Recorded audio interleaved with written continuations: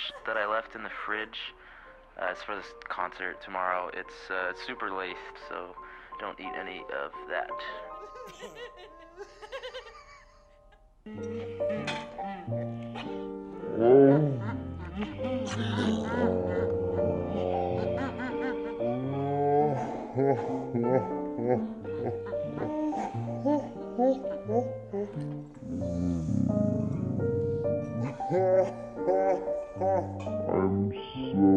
I loved the last film. I liked the acting, and I thought that the premise was very believable. Has anybody in here been really high on pot? Never. California, right?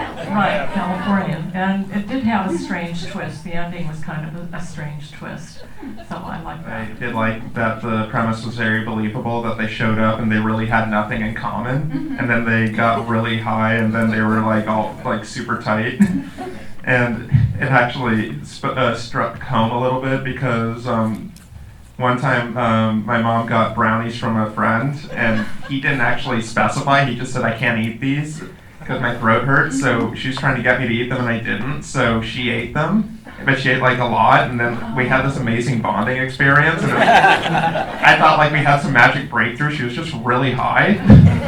So it's like I totally got that they were so in the moment. Like you could see the munchies setting in, and they were really thirsty, and they were really lovey. And then that ending just made all their efforts in vain. And I like that it just ended with that really uncomfortable feeling of like, shit, now what? Her voice reminded me of Lois Griffin a lot. So. I love this movie. I was so engaged. I can identify. I traveled to Jamaica a lot.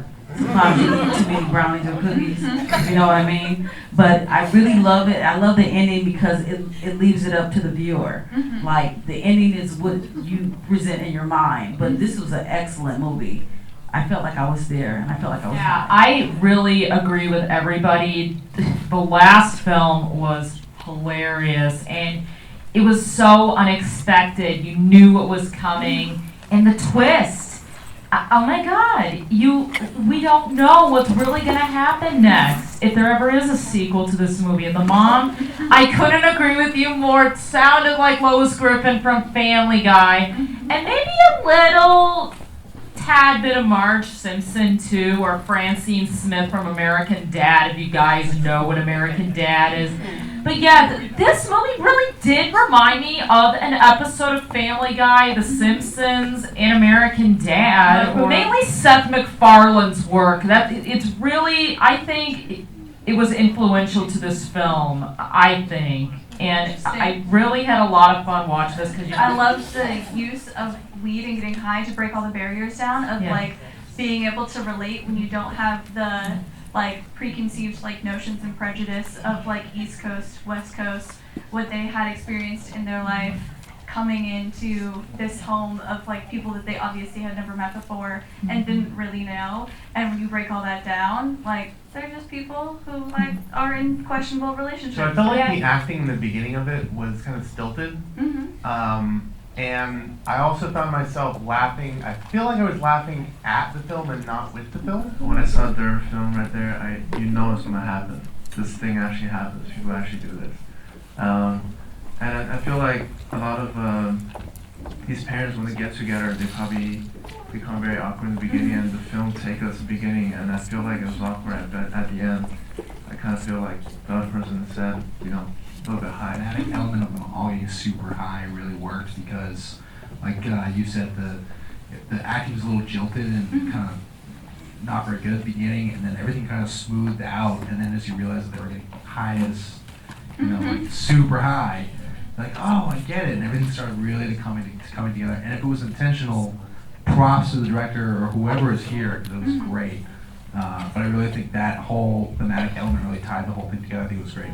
I was really happy with that. My name is Caitlin Dahl, and I directed The Get Together. All right, Caitlin, I know you know this was coming. So what inspired you for The Get Together? Well, I definitely wrote from my own life experience, which I was advised to do by a filmmaker long ago when I said I wanted to start making films.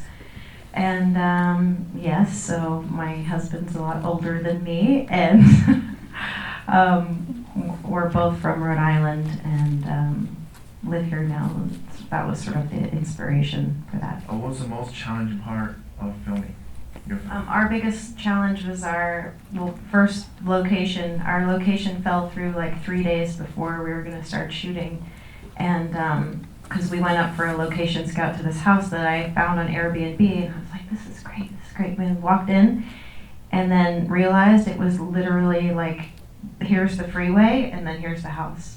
So all you could hear is going by. Like, oh God, this is not gonna work. And so thankfully we had a friend that we just brainstormed and ended up shooting her house. She was an interior designer, so that worked out really well. We got beautiful